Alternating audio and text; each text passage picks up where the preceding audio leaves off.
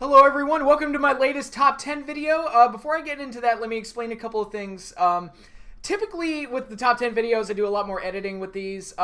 Decided not to do that and just do the whole thing in one straight take this time around, mainly because I ran out of time and got busy this week. So I decided to just screw it, I'm just going to do the entire thing all in one go. Also, it allows me to put in my Strong Style Evolved show review. I did want to review New Japan's latest United States show. So I wanted to bring that up as well and give my thoughts and opinions on that event. And a couple of news items for upcoming videos. Well, first of all, it was brought to my attention that I forgot to provide a least valuable player for WrestleMania 5 in part 9 of my WrestleMania MVP LVP series. This will be rectified at the start of part 10. I will provide a least valuable player for for WrestleMania 5, and we'll have a complete set after that. So, yeah. Sorry for the mistake there. It just completely... I got so in... I was so in the zone talking about Savage that it completely slipped my mind to list the LVP for WrestleMania 5. There is one. I did pick one. But, yeah, I'm going to tack that on to part 10 of the series, so nobody gets left out. Somebody really screwed up at WrestleMania 5. I want to make sure that people know about it and make sure that I noticed it. But anyway, so there's that. My next Star Wars review is coming up later this week. I'll just go ahead and announce what it is. It's the Bounty Hunter Wars trilogy, focusing this collection of stories that focuses on the bounty hunters, more specifically Boba Fett. So that review should be up either tomorrow or Friday. Part 10 of the WrestleMania MVP LVP series will be up either tomorrow or Friday. It depends which one I decide to do. And my next live stream for Clash of Champions and Saturday night's main event will be this Saturday. I'm shooting for 10 a.m. Eastern, my time. Yep, my time's Eastern, so. Yeah, I'm going to be shooting for that. But I will point this out right now. The live stream I'm going to be doing on the Saturday before WrestleMania will not be Clash of Champions and Saturday night's main event. I'm going to be doing something a little different. Not super duper grand and special. I'm going to be doing something a little bit different, but it won't be Clash of Champions and Saturday night's main event. But it'll be a surprise. I'll keep it a surprise until I actually do it. Excuse me. And hopefully y'all enjoy it. I think it should be fun. I'm really enjoying doing the live streams, by the way. I think it's... I don't know. It's just fun to just... A, watch old stuff, and B, have you guys just watch me mark out for old stuff. And they, talk and communicate with each other. It's fun. It's fun. I enjoy it. But let's go ahead and kick it off with the next top 10 I planned on doing. For this month's top 10, I wanted to focus on a WrestleMania icon, somebody who was one of the immortals in WrestleMania's history and really helped to establish a legacy for WrestleMania. I know in doing that, it's easy to look at Shawn Michaels or The Undertaker or Hulk Hogan, but I wanted to give it to somebody who doesn't always get the credit for being one of the true blue WrestleMania icons, but somebody who I feel was instrumental in establishing a legacy for WrestleMania and helping to build a foundation for WrestleMania to grow and evolve from. I'm going to give it to Rowdy Roddy Piper. So in this video, I'm going to be talking about my top 10 favorite Rowdy Roddy Piper matches. The Hot Rod. One of my favorite characters and personalities from my childhood. There was no one else like Roddy. Roddy was Roddy. He was him, and there was no one else like him. He was over the top. He was great, and especially in watching these old Saturday night's main events, you really do see how great he was as a personality and projecting himself, and what a one-of-a-kind talent he was. And he got over pretty much everywhere he went, and in the 80s, he was, as far as I'm concerned, he was untouchable as far as getting himself over and cutting promos and just being a perfect heel. I mean, during that Rock and Wrestling Connection period, he was the perfect heel for that whole scenario. He was also a great babyface. I mean, when he was a face, there was no one more lovable than Piper. So I loved him at commentary. I loved him in the ring. I loved him on the mic. I just loved Piper at everything. When he was at his peak, no one was better than Rowdy Roddy Piper. He was one of the most unique and special talents in the history of professional wrestling. And when he passed away, unfortunately, we lost a truly special talent. And he deserves some recognition, so I'm going to do that here. In honor of WrestleMania season, the house that Roddy helped build, which I'm going to get into that with my top 10 matches, let's take a look at the my top 10 favorite matches from Rowdy Roddy Piper. So, have the list right here. We're going to start off at... let me make sure I got this. Okay. All right, at number 10, we've got a WrestleMania match from Piper. His hair versus hair match against Adrian Adonis, which was also billed as Roddy Piper's retirement match. It wasn't. He took a break for 2 years. He came back, but it was billed as his retirement match, and I thought it was one of the star attractions for WrestleMania 3. And, you know, normally when you think of WrestleMania 3, you think of Hogan and Andre and Savage and Steamboat, but I thought this match was a bit of an attraction itself. I thought the program they had was great, and this was a WrestleMania that had a lot of great programs when you look at, again, Hogan, Andre, Savage, Steamboat, Tito and the Bulldogs going after Danny Davis, Hercules and Billy Jack Haynes even having the battle of who had the better full Nelson. And you had this feud between Roddy Piper and Adrian Adonis. And I thought some of the stuff they did together was on TV, building it up with Adrian Adonis doing his answer to Piper's Pit, which was the flower shop, and they argued over when Piper took some time off.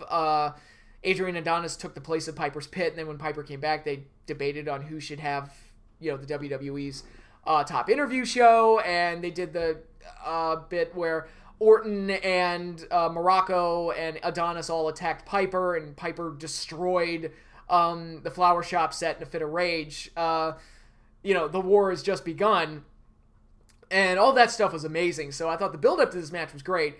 I love the My Way music video that they made for Piper. I mean, I don't think any song better fits Roddy Piper's personality than Frank Sinatra's My Way.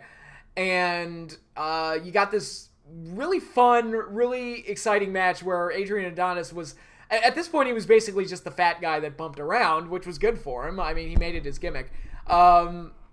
You know, it's like Cassius Ohno, I keep talking about. It's like, dude, if you're going to be fat, just make it your gimmick. Don't try and, like, hide it with a shirt. It's either lose 20 or gain 30 and make it your gimmick. It's like, commit to something, damn it. But, yeah, I thought the match was a lot of fun. I thought it was really exciting. You got the birth of Brutus the Barber beefcake and that gimmick. But really, it was just Roddy being Roddy and getting one up on Adrian Adonis and getting to say farewell to the WWE audience. He would eventually come back in 1989, but it was a nice send-off for him, and very well done. And like I said, one of the star attractions for WrestleMania 3. Number 9, Roddy Piper versus Ric Flair in Madison Square Garden from October 1991, from an event that you can see on the WWE Network. This is a big match if you're a Flair fan. According to commentary on this match, this was Ric Flair's first match in Madison Square Garden. I assume that's true. If it's not, you can message me and see that it is. But yeah, Ric Flair gets to wrestle in the Garden. How awesome is that? And I thought Piper's aggression and excitement meshed very well with Flair's more old school kind of heel tactic and classical style. I thought they worked very well with each other. It's funny because, you know, the Hogan Flair matches, I didn't like those matches. I've said it before. They were too formulaic. And Bret Hart talked about this, but it was two guys trying to enact their own formula on each other, and it didn't work. Hogan works best when he has guys that are willing to work within his formula, and he can be creative within his own formula. Flair works best when he's a heel, and he's put up against an ultimate babyface like a Ricky Steamboat or a Sting or somebody like that can really bring out the best in heel Ric Flair. And I felt like, for whatever reason, Hogan and Flair, it just didn't mesh. But Piper and Flair, I would have loved to have seen that on pay-per-view. That would have been a great one to do. And I thought they had a really good match here. I thought it was really good. Flair got the win, which was very rare back in those days that Roddy Piper would lose. But yeah, just all-around exciting match. It's a nice hidden gem, and I think it's worth checking out. So if you haven't seen it, it's on the WWE Network. Actually, a few of these matches you can see that are kind of rare gems that you can see on the WWE Network. So be sure to check them out. Next up at number 8 might be the biggest match of Roddy Piper's career. And it was very important in setting up WrestleMania 1. The War to Settle the Score, the big interpromotional special televised event between MTV and the WWF, Roddy Piper challenged Hulk Hogan for the World Wrestling Federation Championship. And if you haven't seen this show, and as far as I know, it's not on the network, which is shocking to me. It's such a big thing. You would think that it would be one of the more heavily protected and promoted events, but as far as I know, it's not on the network. I couldn't find it anyways, but you can find it online somewhere. And I talked about it when I did the MVP series, MVP LVP series, and for WrestleMania 1, I gave MVP to Roddy Piper, mainly because I felt like he was the villain that the story needed to make WrestleMania interesting. You can't just throw celebrities out there and expect people to care. You gotta have conflict. Pro wrestling is just, you need conflict to make this work. That's how all of this works. And I thought Piper was a great villain. He was the purist that stood up for pro wrestling and felt like people like Cyndi Lauper and Mr. T didn't belong here. And Hogan was the company guy trying to make the business better and trying to evolve it and take it in a new direction.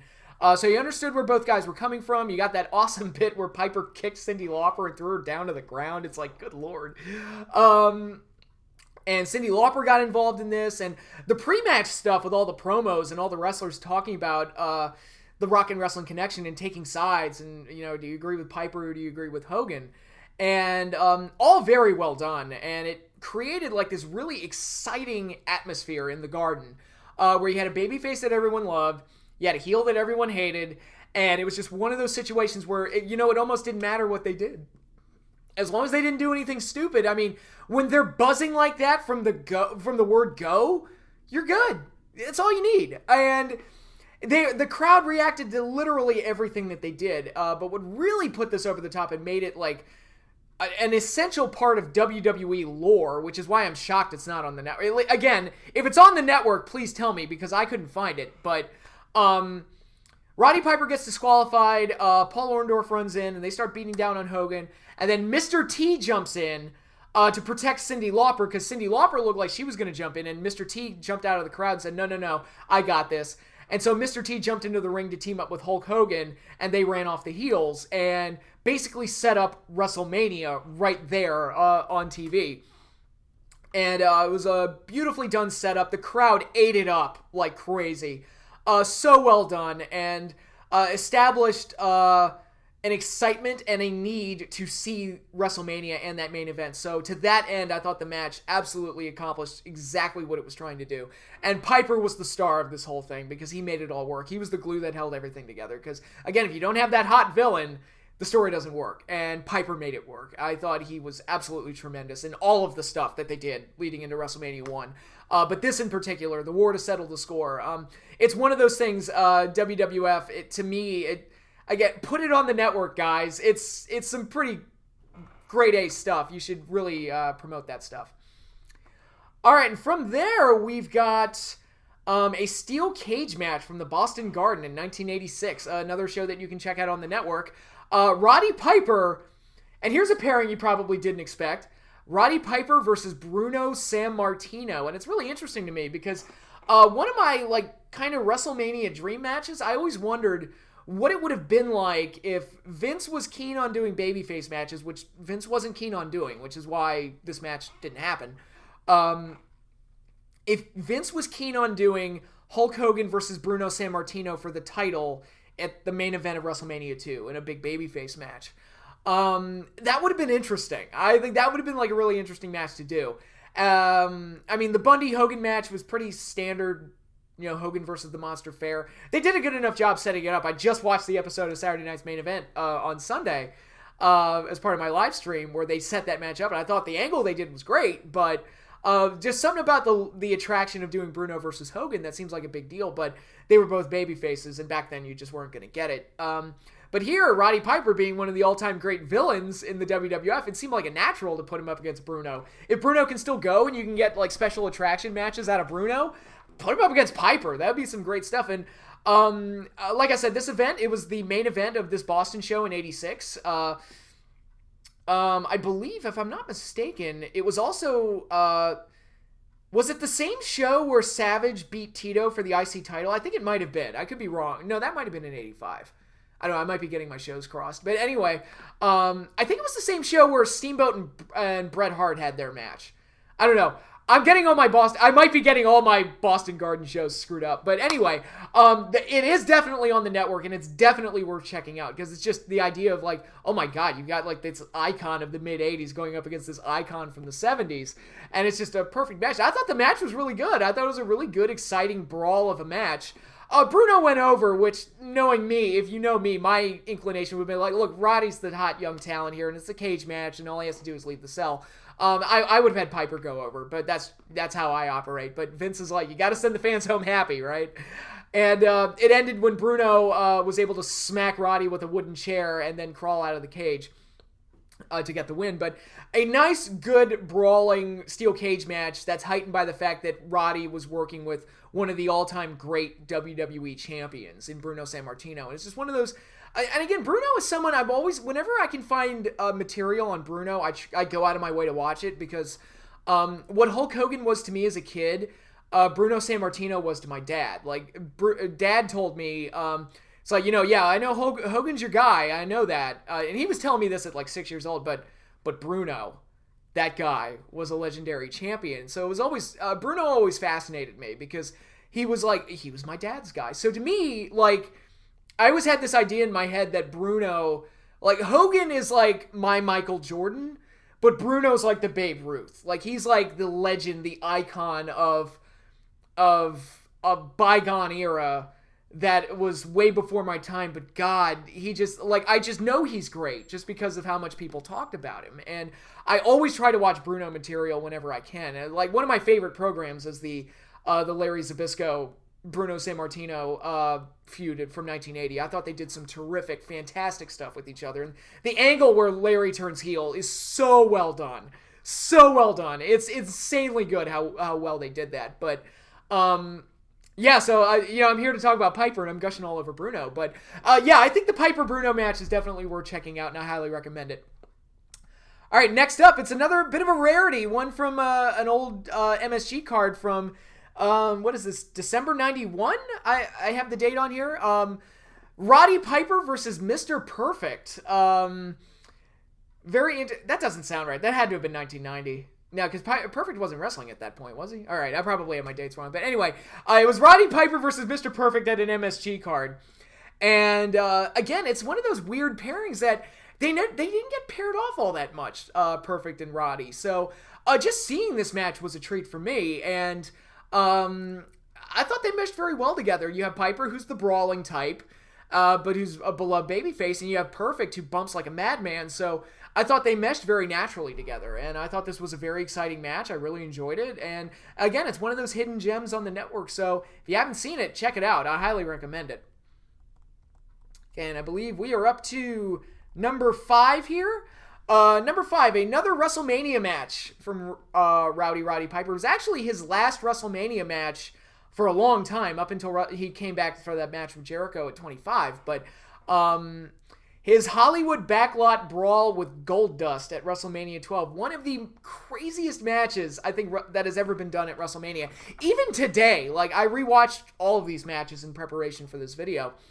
And I was still like, man, this thing is fucking nuts. Like, Goldust hit Roddy with a car. It's insane. They did the whole fight in the backlot, and then they did... if there's one thing I dropped from this whole thing, it's the use of the white Bronco, which called back to the OJ thing. It was like, that's a little cringy. I don't know if I would have done that. But, by the way, speaking of OJ, listen to Bruce Pritchard's podcast about what the original plan for WrestleMania 12 was. I'm not going to spoil it here. Just listen to the podcast.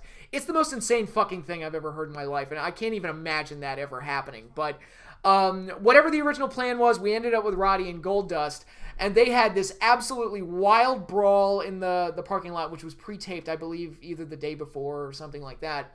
Where Roddy got hit with a car and they were brawling all over the alley. I'm like, oh my God, this is insane.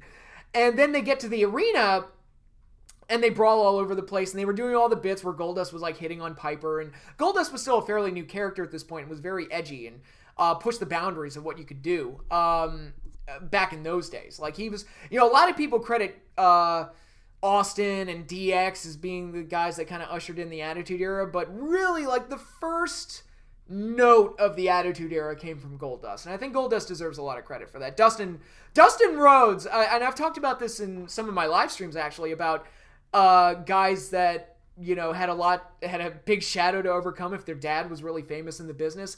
I think Dustin Rhodes, you want to talk about carving an identity for yourself outside of your father. Holy shit, did Goldust do that? Because you look at Dustin, you don't think of Dusty Rhodes, you think of Goldust. and he was able to do that for himself, and good on him. I thought he played the character to the hilt, and I thought he had a wild match with Piper. I mean, I don't even know if you could call it a match, because there was no, like, official bell, and Piper didn't pin him to win or anything. It was just kind of like he beat him up and then walked away. So I don't even know, like, if you can even classify this as a match, but it is very entertaining. I think it's one of the best parts of one of the most memorable parts of WrestleMania 12, and a very exciting match. It was nice to see Piper get one last kind of memorable match before leaving the WWF. It's probably the last really good match of his career, actually, now that I think about it, because his work in WCW left a lot to be desired. And then we go to number 4, still on the WrestleMania kick, the famous first main event of WrestleMania, his tag team match with Paul Orndorff, taking on Mr. T and Hulk Hogan. I already talked about the war to settle the score to set this match up, but when you look at who was involved in this match and what it meant to the company and what it meant to WrestleMania, and this, like I said, the celebrities that were involved, from Liberace to Billy Martin to Muhammad Ali to Pat Patterson, who was also the referee, to Roddy Piper, Hogan and Mr. T, and just all these big names and all these big stars. Snuka was involved, Orton and Orndorff, and it was just this wild and spectacle of a match, and it was just something that really got WrestleMania off to a great start. I'll say it was really something special what they did that night, and again, I think Piper deserves a ton of the credit for being the main bad guy, the glue that kind of held the whole story together. It was a very exciting match, memorable main event, and it's one of those legendary bouts in WrestleMania's history and deserves the recognition that it gets. So, and again, it's one of Piper's crowning achievements, to be perfectly honest. Number 3, okay, we're going back to my childhood for this one. A battle with ravishing Rick Rude in a steel cage match from Madison Square Garden in December 1989. This was part of their feud, which they had in the latter half of 1989. This match was on the very first WWF Coliseum Video VHS tape that I ever owned. My parents gave it to me. I remember it had Ultimate Warrior on the cover. Wrestling Superheroes. And the matches that were on there, they had Demolition versus Powers of Pain and Mr. Fuji from WrestleMania 5. You had Greg Valentine versus Jimmy Snuka with Ronnie Garvin as the guest referee from an episode of Saturday Night's Main Event. Hulk Hogan versus Hercules in an episode from Saturday Night's Main Event. And a match between Ultimate Warrior and Randy Savage in the main event. But in the middle, you had the steel cage match between Rick Rude and Rowdy Roddy Piper, which turned out to be the first steel cage match that I ever saw, and I was blown away by it, because it was the first, the first match I ever saw was Hogan and Savage at WrestleMania 5, and that had blood in it, but I was amazed at how violent this match was, and Rude got busted open, and Rude dove off the top of the cage, and guys were hanging off the cage, and they were ramming each other into the wall of the cage. It was something that really captured my imagination. It was like, oh my God, how brutal does this sport get? And that's funny, because WWF at the time was known as like the kiddie show, and that was the least violent compared to a lot of what the NWA was doing. You look at like the Dusty Rhodes Spike incident, and I mean, that was like, what Rude and Piper did in this match was almost like, I don't want to say child's play, because I mean, Rude did dive off the top of the cage. And various other things. And, so it wasn't a night at the circus for them. It was hard work, but I was just, it really captured my imagination. It was like, and it made me a mark for steel cage matches, because after that, anytime a VHS tape I would get, I was like, there's a steel cage match on there, we're watching that. It's gonna be great. And that's how I saw like the Warrior Savage cage matches that they did as part of the Coliseum videotapings. The Hogan Bossman cage match, which they would eventually do on Saturday Night's Main Event, but the one I remember was the MSG one. That was on a couple of the VHS tapes. So, for being my first cage match, and for being a really well-constructed cage match, they even did the double finish where both men's feet hit the floor at the same time, and they had to restart the match. So they even had that little drama going for it as well. Rude also got his tights pulled down a couple of times, so it was the first time I saw a wrestler's bare ass. There are a lot of firsts for me in this match. But I think it's an exciting match. I remember it was included on the Piper DVD when they released that. And I think it's one of those matches that's kind of like considered, to those that watched a lot of the Coliseum videos, I think it's one of those matches that's considered one of those like hidden gems. Like, It's like, because a lot of the Coliseum video matches, they kind of feel like lesser versions of what you saw on pay-per-view.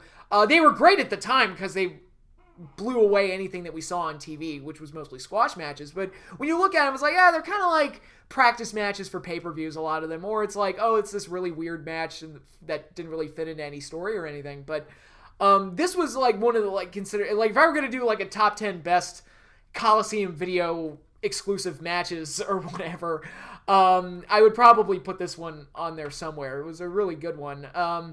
It's like this one, like the Steiners versus the Hart Brothers, and I'm trying to think of some other ones that were on there. Maybe like the Ultimate Warrior Undertaker body bag match. Yeah, there were a couple that I really enjoyed. But yeah, this one was really good. And recently the WWE Network released a lot of the old Coliseum videos, and Wrestling Superheroes is on there. So I got to rewatch that collection of matches again. I mean, it's like, oh my God, it's the first one I ever watched. That's amazing. And this cage match is still good, man. It's still good. It's the highlight of the tape, because, you know, the Demolition Powers of Pain match is kind of okay, but really the whole appeal there is just Fuji getting beat up. And everything else on there is pretty standard. It's like, oh, okay, that's just something. Oh, okay, that's a standard Hogan match from Saturday Night's Main Event. But that cage match really stuck with me. So it's been one of my favorite Piper matches for a really long time. And, you know, it's number 3 on this list. So what could possibly beat this really big nostalgia fest that I've been gushing all over? How about one of the most famous matches from Piper's career, his battle with Greg Valentine in the dog collar match from WCW, or well, not WCW, NWA Starrcade 1983, the very first Starrcade. In my opinion, the match of the night from the original Starrcade, and the one that kind of, for me personally anyway, kind of set the tone for what Starrcade was going to be about, and what ultimately WrestleMania match feuds were going to be about, where it's like, the big show should be like the climax. It's like, all right, you get the big climactic match at the big show. And this feud was really intense, and this match, okay, I gotta admit, I talked about how violent I thought the Rick Rude Steel Cage match was when I was a kid. Rewatching the dog collar match again, it actually was a little hard to watch because of how violent it was. Because it wasn't like the typical violent that you see in WWE, in their, for lack of a better term, their PG product, where that's very kind of, it's very stunt violent. Like, it's like, oh, somebody fell off a ladder. Oh, you know, they got hit with the chair in the back. And, oh, there's a lot of weapons and people diving off of stuff. But to me, violent, like real violence, is just that down and dirty, beat the ever-living shit out of each other, blood and guts wrestling. That's violent to me.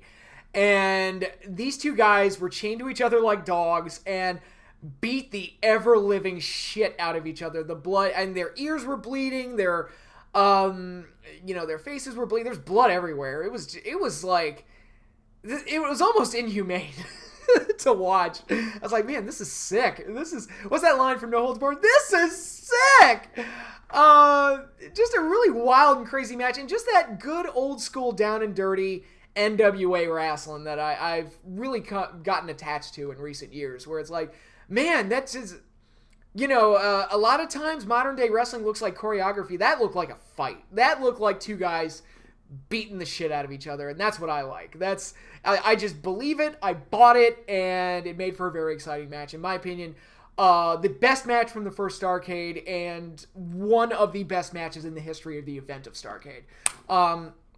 Actually, I'm thinking it might be my number 2 behind Magnum TA and Tully Blanchard. It's up there. I mean, there are a lot of great matches in Starrcade's history, but that one, I mean, Greg Valentine and Piper, man, that's a classic. And I've always liked Greg Valentine too, so I think this is probably the most memorable match of his career. So yeah, I want to give props to Greg. He was one of my favorite workers as a kid, so really good to honor him as well. But time to name my number 1 favorite Rowdy Roddy Piper match, and to me it was a no-brainer.